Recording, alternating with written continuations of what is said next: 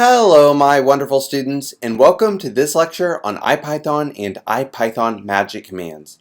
Ipython is a command shell for interactive computing which allows us to run Python scripts directly from the command line. So that being said, let's go ahead and get started. In order to pull up Ipython, we will type Ipython into the terminal. And go ahead and hit enter. And once Ipython loads in your terminal, you'll see two important messages appear. The first message is Python 3.5.3. That is the current version of Python that I have installed. Now, you may have installed 2.7 or 3.6. In a previous lecture, I suggested you install 3.6, but whether you have 3.6 or 2.7 installed, it will not matter for the purposes of this lecture.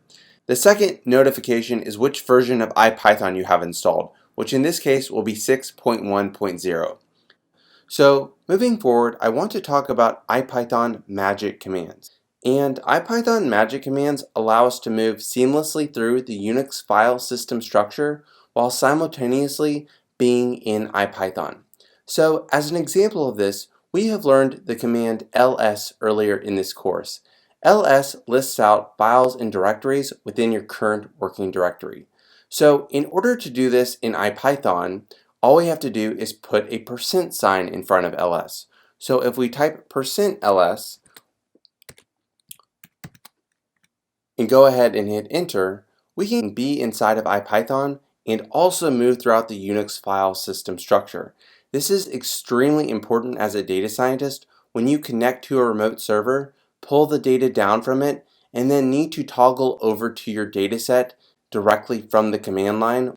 And the cool thing about Ipython and Ipython magic commands is that for every single command that we have learned in this class, all you have to do is put a percent sign in front of it. So %cd, %ls, %mkdir. As an example, let's go ahead and get into our desktop directory, and we can type %cd desktop and go ahead and hit enter, and we can do %pwd to print working directory. So there are a number of Ipython magic commands, and I will actually post a link to a website that has a ton of them on it, but just know that for all the commands that you have learned in this class, simply put a percent sign in front of it when you are in Ipython, and that will allow you to move throughout the Unix file system structure while simultaneously being in Ipython. So that's all I have for this lecture. Thank you all so much for listening, and I'll see you at the next one. Until then, happy learning.